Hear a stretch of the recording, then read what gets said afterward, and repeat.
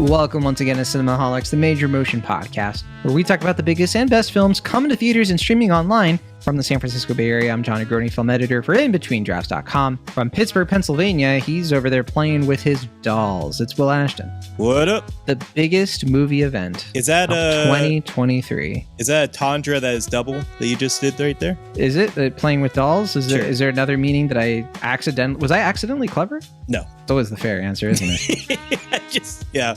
Starting this review. Wait, off what's the double entendre then? Don't hold me in suspense. Well, I was quoting the movie, but no, I thought you were making some sort of crude sexual joke or something. No. I'm just having fun. It's a crude sexual joke. What is this? The Barbie movie? Exactly. Rated PG-13? You're right. Barbie fever has swept the nation. Yeah. And it has been a very interesting week. Some of you listeners might be wondering to yourselves, why didn't John and Will do a Barbenheimer episode? Why didn't they talk about Barbie and Oppenheimer already? We're already well into the next week. Well, part of the reason is because Will went on vacation. Yeah. And very excited about that. I was going to say, I think I did mention that in our previous review. Yeah. Not everybody listens to every episode. Sure, that is true. I can't assume everyone keeps up with this on a weekly basis. And probably a lot of people who don't listen to the show regularly will listen to this one. I don't know. It's going to be I have a feeling this is going to be one of our most popular episodes of the year. All right. One of them. Setting the stakes high. I think. You don't think so? You think Oppenheimer's going to take it over? Is it going to be different from the box office? I don't know. I do know, though, that I feel like you were underestimating how this movie was going to do, at least at the beginning of the summer. It's not that I was underestimating it's not that I was trying to say, like, there's no way Barbie will do a lot of business. I was skeptical of the summer in general, of like people coming to the movie theater. And in a way, I was kind of right, because I was worried about the oversaturation. And sure enough, there were some movies that have really fallen through the cracks. Just look at The Flash, right? Yeah. That's not even in the top 10 for the summer right now at the box office, which is pretty wild. You had put it in your number 5 prediction. I think I was not far behind. I heard people in person say oh, The Flash, you're totally underestimating. It's going to be one of the top 3 movies of the summer. And yeah, you never really know with these things. But when I was making my predictions back in May, I was, brazen enough to be I think Barbie is going to be the biggest hit of the summer. And you, John Negroni, were like, what? That's crazy. No way. It's going to be 7 at most or whatever you said.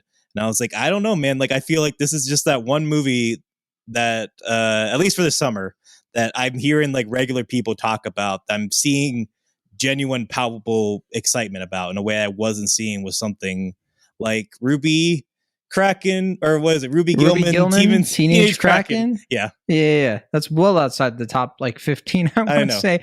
Yeah, I think right now Barbie is number 4 already on the summer, and egg on my face, that's for sure. Sure. I definitely was curious too about how Barbie was going to play with moms, suburban moms, right? Because I was thinking to myself, this is Greta Gerwig, it's PG-13. Is this going to be one of those movies that rubs people the wrong way and doesn't get very, I knew critics would like it though, so I certainly was thinking to myself that anything could happen. And sure enough, we'll do the Rotten Tomatoes game later, but people showed up, and especially after we had that conversation, I think the marketing really ramped up for the movie, because all of a sudden Barbie was everywhere. Billboards, I was seeing standees, people on social media talking about it all the time. And I'll be honest, I honestly, for me, there weren't that many people in my life who were talking about this movie at the moment, but that changed in a big way by the time we hit June, which was also surprising because we had so many movies come out in June. July was kind of left to its own devices, with Mission Impossible, Oppenheimer, and Barbie kind of sucking up all the space in the room. We do have Haunted Mansion coming out, but I think that's going to make about $30. So it's kind of fascinating to me that this month has really belonged to just 3 movies, and in particular, I would say Barbie.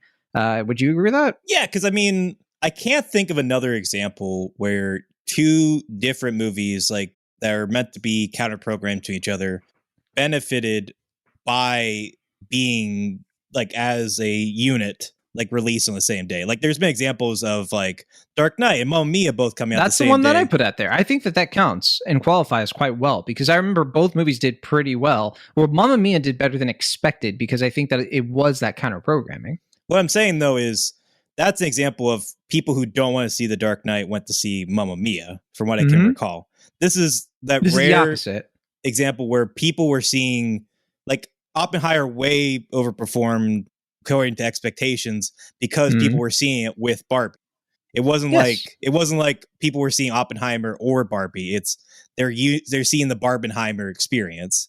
And I Yeah, just don't. the whole double feature angle of it is pretty unique. It's not something that I think we've experienced, I think, in the last at least 20 years. Right.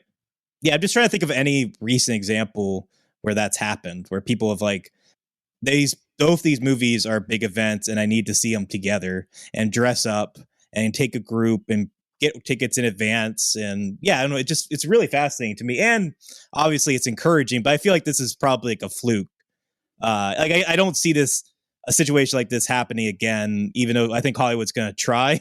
It could happen again, but I think the reason it probably hasn't happened that often before is because we live at peak meme.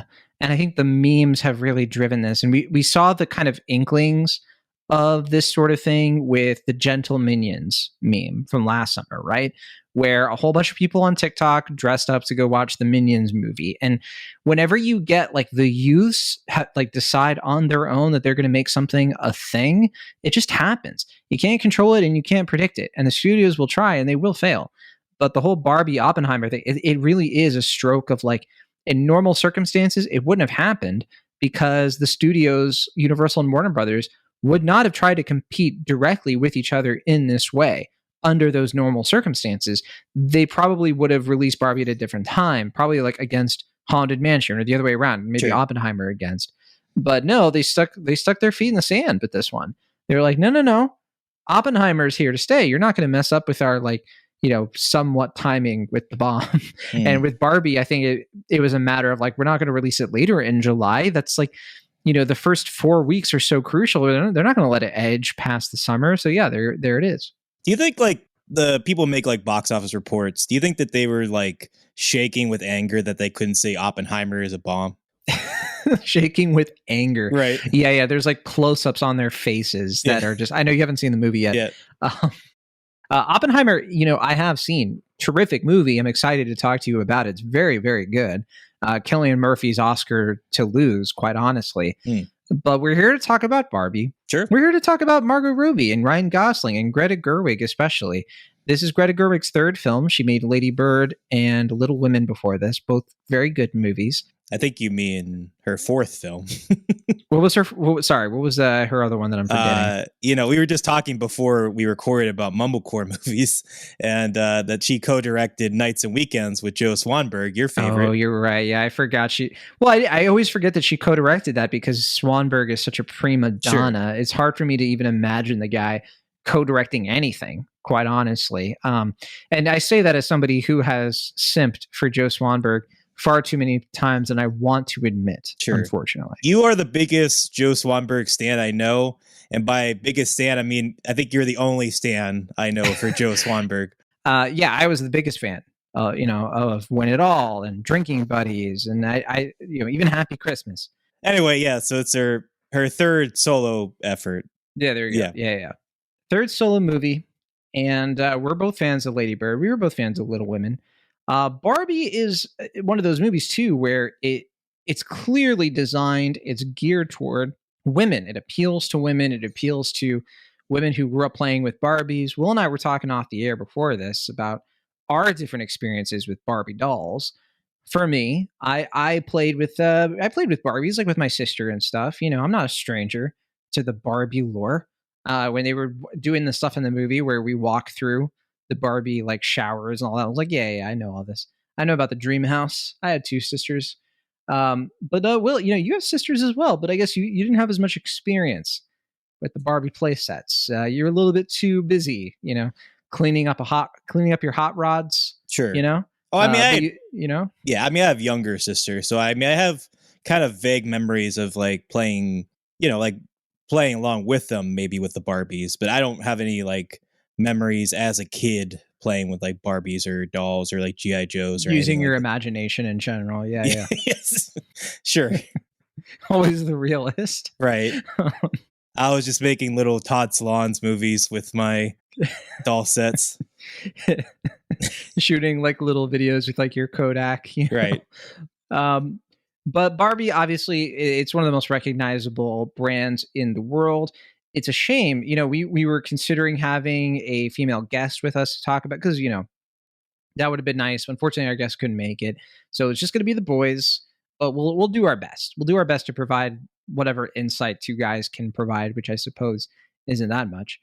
But I honestly, you know what, Will, I'm going to say, I think that for the dudes out there who are not, closed off to arts and movies and big moments like this, I think Barbie's a good old time, very funny.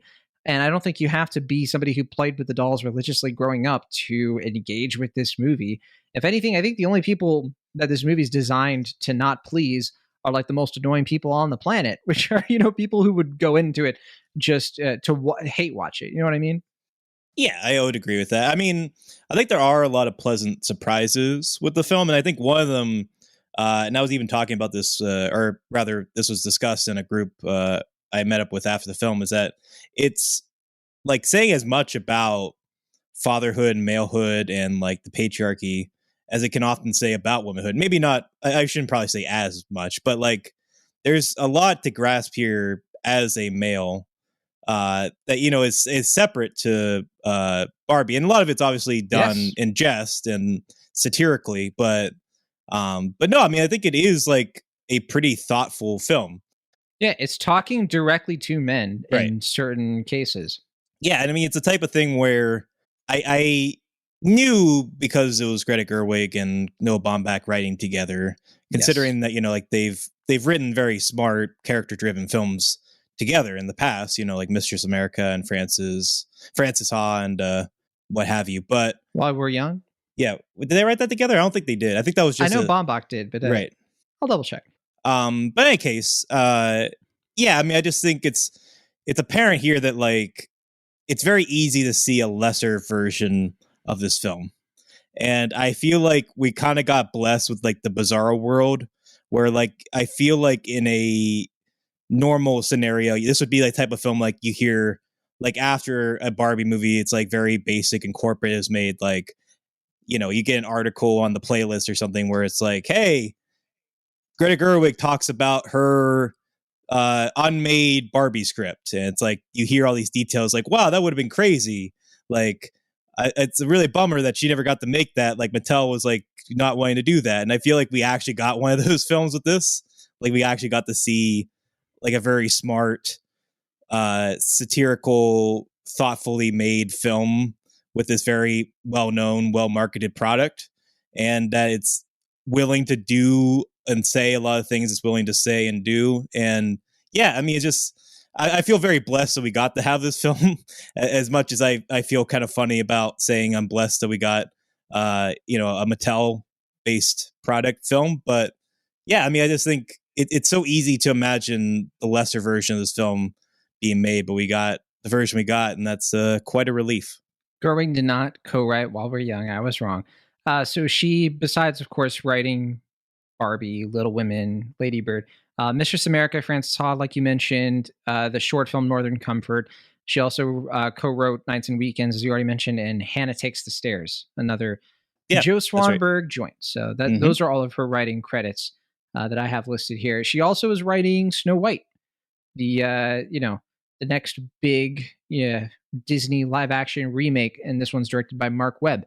I'm sure it'll be amazing and everyone's going to love it, right? It's coming out in March, so can't wait. But no, look, if there's one thing that I think that Greta Gerwig is great at, it's expressing her own anxieties as a woman in cinematic form. If there's one thing that I think Greta Gerwig can be quite bad at, it's expressing herself as a woman in cinematic form. Because I think that she's the kind of person who people don't give her enough credit. She can get very cheesy and very schmaltzy, and I appreciate it because I actually find her sincerity as a filmmaker very charming. Whenever I see like anything that has her stamp on it, like especially with Little Women, I think Lady Bird is a triumph in this, but Little Women is just such an unapologetically like sweet movie. And Barbie has like several scenes that are very like schmaltzy, very sort of like yeah, I'm preaching, but that's fine. I don't care. And people are going to disagree about that. So Allie Johnson, editor in chief of In Between Drafts, she wrote our review over at In Between Drafts for Barbie, and she was unable. She did not like the places that this movie goes. This Barbie movie, in terms of its not stance, I should say, but its messaging and execution on all of its themes of feminism and anti-feminism and kind of this interesting blend of the two, quite honestly. But I gotta say, even at the times when I thought this movie was getting a little bit corny, a little bit hard to stomach from all the, from how direct it was being with its messaging, you can do that in a movie, but if you're still hilarious, I'm gonna forgive that very easily, right? So I'm just gonna say this movie quite hilarious. I don't know if you agree, but I was laughing all the day long during this movie. And I'll also say, Will, that I was underdressed. I hope you wore some kind of costume, because I showed up in a hoodie and pants, like some kind of jester, right? Everybody else is like wearing their Sunday best at the screening of Barbie. And I felt very out of place, and I deserved it. Yeah, no, I kind of gave a hint earlier, but I wore my pink Todd Salon's Twisted Sister sentimental shirt, not only because it's the only pink related shirt I have in my closet, but it's also a fun little nod if people know that Greta Gerwig was in the most recent Todd Salon's film, Wiener Dog. So it's one of those, like, if you know, you know. If you don't, you don't. You know. Oh, if only Mr. Will Ashton lived in Los Angeles, he would be the talk of the town. Sure. Your inside jokes would win. Sure. But to your point, I mean, I don't know if I would go into saying that she's like saccharine or anything with her films, but I do think she is extremely heartfelt. Like, I think she's really good with these last three films of being personal, but also fairly like introspective and allowing the stories themselves to have a sort of like self-awareness to them, where like with time or with maturity, I guess there's a sense that her films feel very like lived in and sincere, and that like she puts her all emotionally and intellectually into everything that she works on. Especially How I Met Your Dad, the CBS on there, which I did watch that pilot. I don't know if you ever did. I did. Yeah, it's I No thought notes. the worst. It was just like I'm glad we didn't have that timeline where it became a regular sitcom, because then we'd be robbed of Lady Bird and whatnot. But yeah, I don't think it's nearly as bad as maybe his reputation would suggest. Bet it makes you wonder then the Hilary Duff directed movies we could have gotten, if not for How I Met Your Father. Right. But yeah, I mean, I think there is something you could say, though, I think, about the script being, I think, charmingly pretty messy. Like, it has a lot of ideas. It's deliberately pretty odd, very esoteric. And I do kind of feel like not all the subplots get the attention that they may be deserved. But I also just admire the film's desire to do as much as it does, go to places where it goes, and also to avoid some of the formulaic expectations I think might be expected, particularly in like the second act. Like, I think it veers in really fun, interesting ways.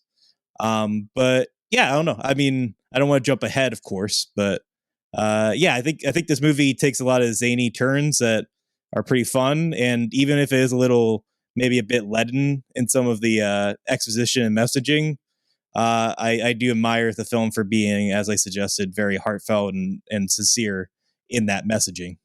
I have a feeling we're going to agree for the most part on this one, because, look, I think that the script itself, you can kind of tell that they concocted the screenplay and they had all the beats right, and they really figured out what they wanted to do with the story here, but then kind of committed. And there were certain, let's just say, like, there are certain beats in the ways that things transition into each other that you can tell they kind of got stuck and had to like move forward with like the first drafts of certain things and not sort of improvise as they go. I think that's the nature of the development of a movie like this, because this movie has such a specific production design quality to it. And I think anybody going into it is hopefully going to appreciate that much about Barbie more than anything else. I mean, this is a movie with an identity. Like, you watch this is absolutely a Barbie movie. They really took the concept and the premise all the way to, I think, its dramatic conclusion and how it could be realized as, what if Barbie's dream house was real? And for me, that is well worth the price of admission, because it's such a fun creative exercise just in that respect. For me, though, following the premise here, we're sort of, this movie, first of all, has me when it's describing the sort of meta narrative of like when Barbie comes out in 1959, changes the world, but they use 2001: A Space Odyssey, a parody of that, to get the idea across, knowing that, like, okay, we could do a sort of just direct explanation documentary style of where Barbie comes from, but who cares? Like, no one needs to know. Like, what nerd wants to know about that? Not me. Right. No, we want to make it larger than life. And so larger than life, they made it. And we just jump right into this line where it's like, and then the Barbie, world, it's different from the real world. Get used to it. Also, Barbie solved feminism. And it's like, that line is when I was hooked. I was like, okay, Gerwig is here to play. And I'm just here to be entertained. And that's when it had me. And then we go on this whole thing where it's like, we get to meet stereotypical Barbie. Literally, that is the name of the character, not just Barbie. Stereotypical Barbie, played by Margot Robbie, who is just like the Barbie, as she describes, the Barbie you think of when somebody says Barbie, right? And she's living it up. And we see how the rules of like the Barbie Dreamland, or whatever it's called, Barbie Land, follow the basic rules of playing with these dolls. The dolls can kind of just float around. They don't stand up correctly. When they use the shower, water doesn't come out. All those jokes get milked to no end. Lizzo gets a fun kind of like soundtrack accompaniment throughout like the kind of the cold open of this movie. It's quite great. Yeah, Milk also, I don't know if you were deliberate with that, gets a joke here as well. I've been known to sort of squeeze things in whenever I can. And also the movie kind of takes, big strides to be like, by the way, Barbie Land, matriarchal society, didn't you know? and it starts to explore like, what would a matriarchal society look like through the imagination of young women who in the real world, where it's a patriarchal society, and so on and so on. We do get the thing where Barbie has an existential crisis. She has this very funny line of like, have you all thought about dying? Like in the middle of a dance scene. And you're like, okay, so we're going to do that sort of thing. She's going to go to the real world. There's Kate McKinnon being the weird Barbie. And you're sort of watching it and you're like, well, I know what this movie is now. We're doing the Lego movie thing. And so this is where the character is going to go on this journey. What I like about this movie, though, is like we go to the real world, we do all that stuff. Ken goes too. We get all of the fish out of water jokes. And then the movie pivots from there. And it does a few things that are way more interesting than I gave the movie credit for, right? Because then you can just sort of tell that Greta Gerwig and Noah Baumbach, they were like, yeah, okay. We know that this is what people expect. Now we're going to turn the movie on its head. Obviously won't give it away, but they take the movie to a place that is way more interesting, particularly through the character America Ferrera, who I didn't even know was in this movie because I hadn't really watched. I hadn't watched the like real trailer. I watched the teaser, but I assume she shows up in other marketing materials. But she shows up, and then I think she kind of becomes the shadow protagonist of this movie. Sure, yeah. I was gonna say because like I think what was so appealing to me watching the film is that I was kind of like you, where it's like, is this going to run into like the problem they had with the Smurfs movie, where it's like, like the first 15 minutes or so. You make it sound so absolute. The problem that you had with the Smurfs movie, like it was a real turning point in your cinematic life. But it's vaguely, or not vaguely. I distinctly remember when I watched that film, not that I was expecting it to be great, but I remember I'm watching it and it's like we're actually in the Smurf world and we're seeing all the various Smurfs interacting. It's like, oh, this is actually pretty fun. Like it's animated, it's cool. Didn't this movie come out when you were in like high school? It was, yes. I'm just imagining high school, right? Watching this Smurfs movie. I'm being sure. like, well, hold on. Right.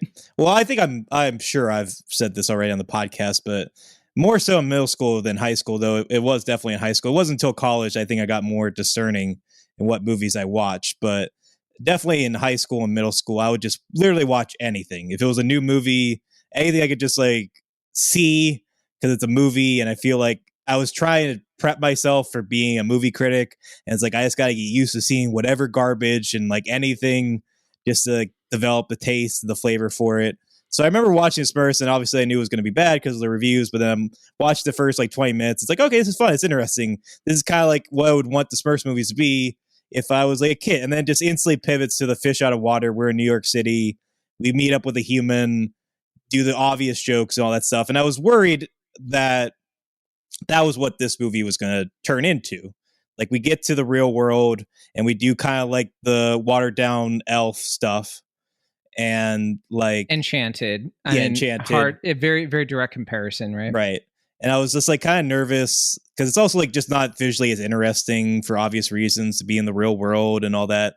But then I was bummed. We like show up in LA and I'm like, oh man, right. I was it's like I know fun. these places. I don't need to visit them. Yeah. But no, I mean, I think it kind of, this is a weird comparison, but it reminded me, I remember listening to an interview from the director of Barbarian, and he was talking about like the process of writing the script. And I won't spoil Barbarian, but that's another film where it takes some, like it sets off to be something that you expect to be, and then it just takes a wild pivot and becomes something a lot more socially conscious, a lot more political, what have you.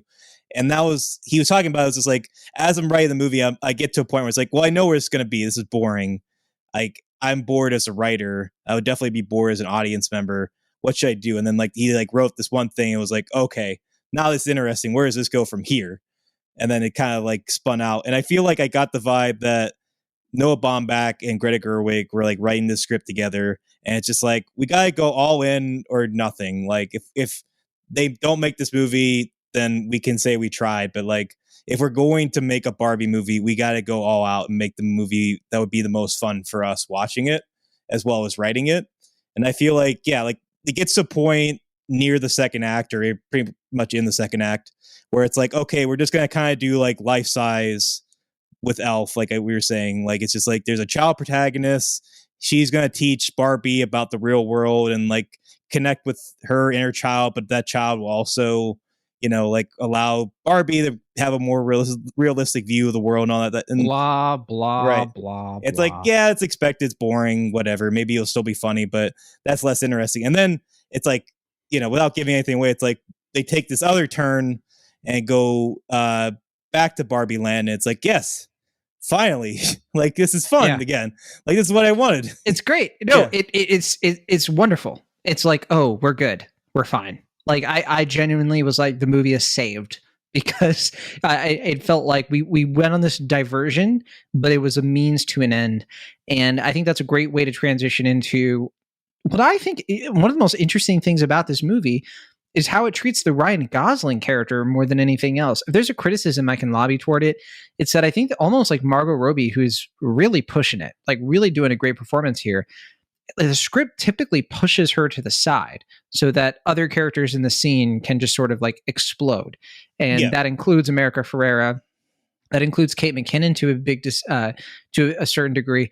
But then also Ryan Gosling, who I think is just like vomiting all over this movie, not in a bad way, but just like he's giving like the larger than life Barbie performance in this. And he kind of makes the movies. And it's one of those things where like, maybe it's something that you and I respond to, right? Because we're the guys watching this movie, and that's maybe the point. But I mean, Ryan Gosling is just so good in this. Like, he's just super great. It's a showier performance, I guess. Like, I mean, like, it's weird to say Margot Robbie's performance as Barbie is more subtle, but it is. Like, it's the straight performance. Right. It has inklings of, you know, attitude, but yeah, it's she's supposed to be more of a reactionary character. You get the depth and you get the introspection with the America Ferrera character. Yeah, exactly. Yeah. And with her daughter as well. But yeah, I mean, sort of. Right. I thought the daughter character was kind of annoying, but you know, yeah, I mean, it's one of those things where it's like, I was worried when I was like, oh, we're going to have to spend a lot of time with this kid. But then like, she kind of gets thrown to the side a little bit. Right. And it's I was just like, even the movie was sort of like, yeah, we're good. Yeah, well, again, that's why I feel like, again, like I see Noah Baumbach cringing because like, oh god, we're gonna be making Life Size 2. And it's like, even though I think there is already a Life Size 2, right? Like, didn't they make a sequel like I know years the later? first one with Tyra Banks, right? And let's see, Life Size 2. Let's see what Google says about that. There is one. 2018. I was gonna say, I thought they made one like way later. It's a TV movie, obviously. Tyra Banks did come back for it, so there's that. Sure. I forgot that Lindsay Lohan was in the first one. Oops. Yeah, I mean, I remember that was like the second movie I ever saw her in after Parent Trap, I think. Oh, there you go, huh? Anyway. I mean, this movie even does the thing where it's just like, oh, we're not going to take 20 minutes to explain to the kid character that a Barbie doll could come to life. She just sort of like accepts it and then like calls Barbie a fascist. It's kind of great, actually. Right. But I do appreciate that, like, Margot Robbie kind of becomes the audience hugger at that one moment where it's just like, she's so relieved when it's like, oh, America Ferrera is like the adult I'm supposed to cling on to. It's like, what a relief. Like, you're the more interesting character. Yeah. It's a bit breaking the fourth wall, isn't it? Right. I wanted to mention too, I don't think have you ever watched the show Sex Education? No, you bring it up all the time. I brought it up, huh? If you're a fan of that show, it's on Netflix. It's a British show. You will find yourself playing Barbie, like watching Barbie playing a game of Who's Who, because a lot of the cast of Barbie a lot of the cast of Sex Education is in Barbie. Emma Mackey, of course, but also I'm gonna look up their names so I don't get it wrong here. But two of the main characters from that show, one of them plays one of the Mattel characters, one who like is like the accountant guy. Oh, that's where he's from. Yeah, so that's Connor Swindells. He plays a character who shows up like he's like an accountant, I guess. I don't know exactly what his job description is there, but and then also Nkuti Gatwa, who plays one of the Kens, and he's like one of the Kens who's like actually good at dancing. I'll put it that way. Yeah, he's the new Doctor Who, right? Yeah, he is truly like one of him and Emma Mackey, I think, have been breakout stars to come out of Sex Education, like two of the most talented people to come out of that. And there have been extremely talented people coming out of that show, particularly I mean, well, obviously, okay, Gillian Anderson got it, but sure. I would say too, Connor Swindells is very like kind of amazing. Like if you watch him in Sex Education, you watch him in Barbie, you're like, wow, this guy has range because he's such a different character in both. Well, I was gonna say with him, I felt like that was another example of where like they set him up like he's gonna be a pretty major character in the film, and then just kind of got the vibe that like Noah Baumbach or Greta Gerwig was like, that's just too predictable. Like, let's just kind of like lump him in with the other Mattel guys. Like, he doesn't really like have like a major point in the plot after a certain point. Like, he just kind of gets thrown to the side. Which again, he has so much charisma that like you can just let him be with Will Ferrell and like just let him sort of be the punching bag, and it works. Sure. That was my takeaway, at least. But again, I think that kind of gets into like what I was saying before, where it's like, I think the script as it is kind of messy in that regard. Like, I think it never really has like an entirely clear focus, and characters don't like, they're introduced and then like they're kind of thrown to the side and all that. But I think these are all sort of like charming flaws. Like, this is stuff that's interesting and fun. Like, at least for someone like you and me that watches a ton of movies, has a perception going into the theater of like, this is what Barbie's probably going to be because this is what these movies usually are. And I don't think it sticks the landing quite as well as something like the Lego Movie or even like Toy Story 3 or whatever. But it is just so, like you said, funny and thoughtful and just willing to do all these different things in a kind of delightfully odd kind of way that it's very easy to forgive whatever flaws this movie has, just because it's just a really fun time. Yeah. I think we both agree. Funny movie, enjoyable movie, and what a cast. We haven't mentioned Michael Cera as Alan. And in my Letterboxd review, I said Alan, more like ally, quite honestly. Rhea Perlman, though, Helen Mirren is the narrator, and you have all these like Barbies in the background. Dua Lipa is in this movie for some reason. I'm not complaining. Harry Neff from Assassination Nation. We got Lucy Boynton was there, and I'm just like, well, I love Lucy Boynton, just glad she's getting work, quite honestly. It's just it's one of those movies you walk out, you got a little bit of a pep in your step, don't you? I did. Yeah, I mean, it's just it's just it's easy to smile and just, unless you get incredibly caught up in the, whatever supposedly anti-male agenda that like Ben Shapiro types are trying to spew about this movie. They can go fuss and frown and pout and do whatever. I don't give a shit. Yeah. But I certainly, like, a couple of beats toward the end, I was like, okay. It still ends pretty strong. Like, once we get to like the last joke of the movie, I was like, we're good. because that's the thing, is like, you can have a lot of flaws, you can be a little bit overly cheesy, but like if you nail the landing, if you get like the last joke and you end on a high note, I think we're fine. I think we're good. Yeah. You didn't like the last joke? No, I did. Yeah, I was saying, I think you were being like, No, okay. No. I was saying, One of the biggest laughs of the movie in my theater. What was your experience like watching the movie? Was it packed, sold out? Was it kind of empty? Oh, no, it was pretty crowded. I saw it with my sisters, 2 youngest sisters. I saw it in Dolby. We all had a really fun time. My youngest sister, wore an all pink dress for the occasion. I see she borrowed from your closet. Yes. That joke doesn't work because I just said I'm wearing my only pink shirt. But yeah, go on. Oh, well. Yeah. Also, Alexandra Shipp is in this movie, and Issa Rae. I forgot to mention that. Oh, yeah. Yeah. Yeah. I watched this movie with Eric Anderson from Awards Watch, and I was like underdressed, and he was like, we were going to the screening, right? It was a press screening, and they were like, well, hold on, we have this like box where it's like a Barbie standee box or whatever. The movie doesn't start yet, and Eric's like, oh yeah, I want to take some pictures. And I'm like, all right, Eric, I'll take some pictures of you. And he was trying to get me to take pictures or be taken a picture of in the box, like the Barbie box. I was too ashamed. I was too afraid that I couldn't like pretend to be a Barbie well enough, because we had people in the theater. This is the AMC Metron in San Francisco. And like, they were so good at it. Like, we had people who looked like real, like just doll faces, adorable, and they were like doing like the poses and stuff in the box, and I was so intimidated. Well, I felt out of place, but after all of that, and I go into the theater, I'm wearing my gray hoodie like I'm there for Oppenheimer or something. Barbie brought us together. It made me feel like, you know what, I can be me. So that's what Barbie brought to San Francisco last week. There you go. Nice. Yeah, I was disappointed that I didn't have that box at our theater. I'd been hearing about. I would have loved to those see cutouts. a picture of you in it. Yeah. Well, I wanted a picture for my sister, because she like went all out, and like would have been fun for her. Sure. She could post it on Instagram or whatever. But of course. But but I was disappointed on her behalf. I mean, I don't care. I wasn't going to get a photo in there, I don't think. But of course not. No. Yeah, I mean, yeah. Yeah, I could see like the two of us like standing next to each other by the box. It's like, I don't want to have a picture taken of me. We both want a picture of us. Like, we want to both be in the box. Yeah. Right. Yeah. Should we play the Rotten Tomatoes game, or did you want to add anything else? Musical number was great. Yeah, well, I mean, there are a few, right? I mean, which one are you referring to? Well, the main one. I think the one that when you say musical number in Barbie, what's the first one you think of? I know the first one I'm thinking of. The Matchbox 20. That one was pretty good. Was it Matchbox 20 that does that song? I think. Well, I mean, they're doing a cover of it. Yeah.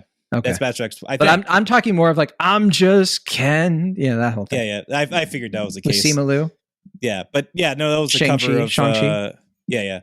But that was a cover of Push by Matchbox 20, I believe, if I'm not mistaken. Okay. Sorry, I'm not that straight. I don't. Sure. I don't know what you want from me. Right. Yeah. But I was just gonna say I loved Rhea Perlman. I had no idea going into the movie that she was in it. I like that she. When her name pops up in the intro, I'm just like, wait, what? Tell me more. Yeah, and I already said this to you off the air, but shameful that like she's literally like the only character in this movie that doesn't get her own poster. But what can you do? Yeah. But yeah, I mean, it was just like, I mean, I don't know was that deliberately kind of going for a like Matrix sequel kind of thing with her? I feel like there was kind of like, well, I mean, there's like a nod to like the Matrix early on, and then like I feel like her character just kind of reminds me of like Matrix Reloaded, where like there's the Oracle or the Oracle, and the what's the game, the guy that's like in the TV room? Oh yeah, the Architect. Yeah, I feel like you're kind of putting a lot of stuff on the plate here, Will. And it's not that I don't want to eat it. It's just I'm a little bit like, we're at a Golden Corral. Like, and you're talking like we're at like a fancy steakhouse. I gotta disagree in that sense. Like, I mean, Greta Gerwig has been very deliberate, like in the sense that she had some pretty big like influences with this film. Like the Mattel office is very clearly like Tati's Playtime-esque. Well, it's Brazil also. Sure, Brazil. Like there's like a Wizard of Oz kind of thing going on throughout. But that's the thing. She takes from so many movies in this movie that like, how can you point to any one? Sure. Right. Like she's pointing even at like Superstar. If we're going to go further into the trenches. Superstar, like Todd Haynes Superstar, or Superstar the Todd SNL Haynes movie? Superstar. Yeah. Okay. Oh heck yeah. There's the whole thing with like the animated. Yeah. But with the dolls. Sure. Yeah, I got you. I'm just saying. You just gotta love a review movie where you can talk about, like great films like 2001: A Space Odyssey and then like the Smurfs and like Life Size 2. We didn't even Life Size 2 2018, and we didn't bring up Alvin and the Chipmunks, but it was implied. Sure. Right. Yeah. No, great movie. I mean, it's not going to win any awards except for the ones in our hearts. I don't know. I mean, I could definitely see. Well, sure, yeah. I mean, I would production not be design, costuming. Yeah, I was gonna say if it got nominations because they're incredible. Like, I mean, that's true. I love their real sets. I mean, there's obviously, I think, like, I don't know what it's called now, like the thing they use for the Mandalorian, like the CG, like backdrops. It does have a name to it. You're right, but I forget. Yeah, it's what Dave Filoni and Jon Favreau kind of developed together. Sure. Look it up. Like the thing they use for the Batman, but like the sets themselves are, from what I can tell, like mostly practical. And I love like the old fashioned film techniques that she uses. Virtual production, yeah. I mean, it just seems like this movie was really good about balancing like old and new. Also called the volume. The volume. That's I think the term I was looking for. I mean, it seemed like, I don't know, I could be wrong, but it seemed like it was a mix of like practical sets and the volume to create Barbie Land. And yeah, it just looked really cool, really vibrant, like a lot of care and thought went into making it and making it look like, a live action version of these very familiar and iconic Barbie sets. And I mean, I'm glad we got to mention that because I really wanted to shout out that was some pretty incredible work. Yeah, because you can tell, another way to think of it is that instead of using these kind of like vague composites for like the backgrounds, they kind of just created real backgrounds in miniature and they digitized it. So like that's kind of approximating what the volume sort of does with Mandalorian, so that it looks a lot more realistic than it would if you were just sort of doing like the Star Wars prequel thing where everything is just pure CGI. Right. And a lot of people said that that's the future, but one of the things with it is that you do need an artistic sense to make it work. And so because it requires art and skill and talent, oh man, Hollywood doesn't love using it. Wouldn't you believe it? So yeah. So that's Barbie. Good movie. Yeah. Fun movie. Very funny. Let's read some reviews. Sure. Why not? I have a 3.5 star review right here. This is on Letterboxd from Sydney, the rocket ship in the name. In the moments where you can tell this is Greta either just having fun or laying bare her feelings about womanhood and being human, this really sings. I cried in the first 30 minutes when Barbie meets an old woman and simply says, "You're beautiful." I cried laughing at the "Can I play the guitar at you?" Ken bit. But I think people are discounting how many clear limitations there are for this movie that is still a toy commercial, and apparently a car commercial with an overzealous script that can give some tonal whiplash. So it's not the feminist masterpiece that early reactions led me to believe, but still a really fun and inventive exploration of some stuff many of us have frustrations about. Oscar noms incoming for those costumes and production design. Yeah, I mean, I basically agree with this almost 100%. I think, pretty spot on review. What say you? Yeah, I mean, maybe I'd be a little bit more receptive, at least, because I saw it earlier today, so it's like still pretty fresh in my mind. Sure. And like, I have some, reservations with the film, what have you, but I do think I'm generally more like kind of high on the positives at the moment. But yeah, I mean, I've mentioned already, I think it's a little like the script isn't like super solid. It feels a little bit like they were kind of just like seeing what they could get away with to the point where that might have hampered with some of the narrative cohesion of the film, but in a way that I just find really fun and gratifying as a viewer. So, yeah, I mean, for whatever flaws this movie has, and there's certainly a number of them, I think the successes far outweigh them. Well, on that note, here's a negative review. 2 stars out of 5 on Letterboxd from Artem. Artem says, too high concept to be fun, too stupid to be clever, too mass culture to be profound, too over-edited to feel effortless, too commercial to be authentic, too pedantic, messy, and try hard to be enjoyable. And I honestly, I was looking for negative reviews, and it was hard to find a negative review of this movie that was concise or succinct. All the negative reviews I was finding were just paragraphs and paragraphs. And so I didn't want to put you through that. Well, I didn't want to put myself through that. But that was one of the more concise ones. And yeah, I mean, people can have that opinion, I guess. Don't agree. Oh, well. Yeah, I mean, I do think it's funny that probably half of the Letterboxd reviews that are negative start with 5 paragraphs being to be clear, I love women. They have to be I voted for Hillary Clinton. Here's one of my favorite positive reviews. This is 4 stars. Not sure if there's a word that fully encapsulates Barbie. Jubilant, but never comes off as corny. Moving, but never comes off as disingenuous.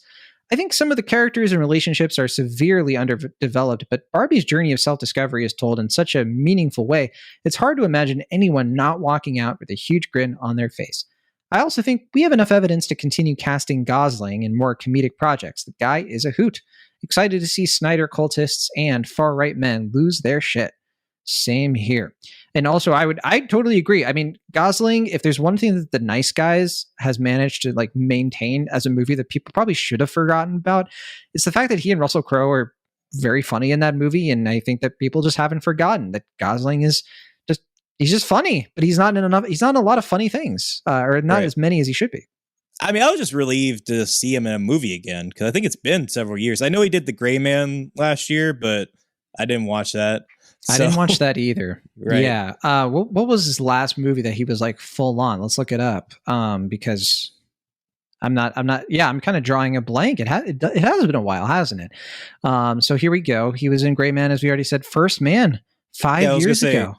First Man, I knew it was something in 2018 or 2019. Yeah. Yeah. Was he doing anything? Or was he just kind of just busy having a kid? Living his life? I think he was just kind of, just kind of being a father, just kind of assuming. 2 kids, still married to Eva Mendes, Mazel Tov.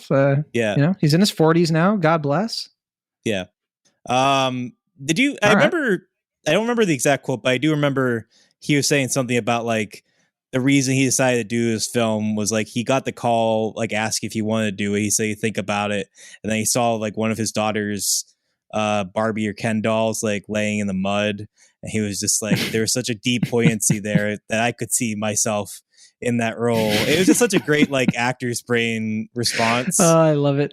Yeah. only from Man in the Mickey Mouse Club, right? Sure. I think he was just too afraid to say I just really wanted to be Ken, I just have one more Letterboxd review here, and then we can call it. With the success of Barbie, the people have spoken. The world is clamoring for more 9-figure, toy-inspired blockbusters from everyone's favorite mumblecore filmmakers. It's time to greenlight Joe Swanberg's Stretch Armstrong, the Duplass brothers' Mr. Potato Head, Andrew Bujalski's Rubik's Cube, the Softies' Cabbage Patch Kids, Lita Dunham's Beanie Babies, Adam Weingart's Hungry Hungry Hippos, on and on. Yeah, so that is my letter. Yeah, that is my Letterboxd review. I think everybody knows. Well, you don't even have to say it out loud. Everyone reading. As soon as I got to Duplass Brothers, Mr. Potato Head, they're like, "Oh yeah, this is a will." Yep. There you go. Yeah, fair and straightforward. All right, on Rotten Tomatoes, let's turn this over to the game. We have 337 reviews. Let me refresh. It might have gone up. Nope, still 337. All right, Will Ash, what's your guess? So I think, I have to imagine critics are favorable on it. It seems not everyone's in love with this movie, but it seems like most people are responding to it, especially critics. I think it could just be a little too esoteric for some people to get into, or maybe they have similar complaints to Ali had. So I'm gonna say 92%. You're off by 2. So is it 90% or 94? Is it 94? Oh no, you were a little bit too optimistic. I'm sad to say. Barbie put too much optimism into your gentle heart is a 90%, which is still amazing. Right. Especially for a Barbie movie. I mean, let's just take a step back. Like, I mean, I know that like, yeah, it's Greta Gerwig. In the last few months, we've been like, yeah, this thing looks like it'll be good. But I mean, let's be real. They've been talking about doing a Barbie movie with like Amy Schumer and Anne Hathaway. It's never been something that I think I've taken seriously up until the last few months where I'm like, this looks like it actually is coming together and is going to be something that's going to be worth everybody's time. And look at that. 90% on Rotten Tomatoes. That's pretty impressive. Yeah. I mean, I think based on the talent involved, it was a given that this would probably be at least pretty good. But yeah, I mean, as I've kind of alluded to earlier in this review, like there are like, 8 out of 10 scenarios where this movie, maybe even more, maybe 9 out of 10 scenarios where this movie is just utter dog shit. And it's just like the most corporate, bland, safe thing. And it's just there to sell dolls. And, it's like no passion, no creativity involved with it. It's just... Instead, it's only partly that. It's only partly there to sell dolls. But I feel like, I don't know. I mean, do you think this movie is maybe like a little too irony laced with the dolls and the irony? Like, I feel like I'd have to watch it again because it's one of those things like you can't really judge, right? Unless you really look at it a little bit more removed. It's one thing to experience it all at once at first. Sure. I do think the Lego movie is better about like being esoteric, but also making me feel like, oh, this is why I love Legos. Like, this is really fun. And I feel like that's a balance that I don't think the Barbie movie pulls off quite as well, but it's not like it fails at that. Like, I think it gets the appeal and the fun of Barbies in the Barbie world. No, I totally agree with that. Yeah. Audience score. 2,500 plus verified ratings. Fewer than I would have expected out of this. I was expecting at least 10,000, but whatever. Audience score, what do you got? So I feel like some of the negative Nancy's in that case being like kind of the conservative whiny types are probably going to drag this down a little bit. But I think generally speaking, considering the high volume people who are seeing this movie and really responding to it, I think it's generally going to be pretty high. I don't think it's going to be as high as the critic score, but like close to it. So I'm going to say 86%. I think you gave Ben Shapiro too much credit. Not the first time. 90%. It's a clean 90-90. Honestly, like I'm surprised too, but it looks to me like people who are too online are too online, and the normal people like this stuff. And it's like you can put a lot of preachy feminist / irony feminist stuff in a movie and most people don't care. And like the people who like go online and they read all this stuff of like Barbie's woke and they're just like, what? Whatever. I'm just going to go watch it. Like, I just hope this continues to put to bed that like whenever a movie is allegedly woke and then it doesn't do well, like Strange World, it's like, it's because it was woke. It's like, no, like you're putting way too much stock into a bunch of stuff that is so niche and so lame and like nobody cares. No, I mean, and I'm not saying you're doing that obviously, but like most people just were like, I'm going to go watch Barbie. It was funny. And that's it. 90% audience score. Most people loved it. There you go. Yeah. I mean, and I'll just preface that and say Ben Shapiro can go to hell. Just to make that clear, because you had that weird comment about... Weird comment? I don't know, you said something that felt a little weird, but... I had it on my brain just because the guy did like a 45-minute review of the movie, and it was just like, dude, like you're a failed screenwriter. Right. Like, what are you doing? Like ranting about a Barbie movie. Like no one cares. Or that should care, I guess. All right. Cinema score. What do you got for that one? Cinema score. This is interesting because I feel like it's probably high, but there is a part of me, like I'm very curious to find out what like younger viewers are thinking of this. Not that I think cinema score would ever be composed of like children what children are in Vegas, right? For the cinema score screenings. I mean, children at heart, I suppose. Oh, but, okay. Yeah. Who like to just gamble on the Barbie movie, but roll the dice, if you will. But yeah, I mean, I don't know how families are going to respond to this. Like, it's one of those things where, like, it's a Barbie movie made for adults, which I'm fine with. It's, I think it's more interesting, and I think kids can grow up and appreciate this movie more with age.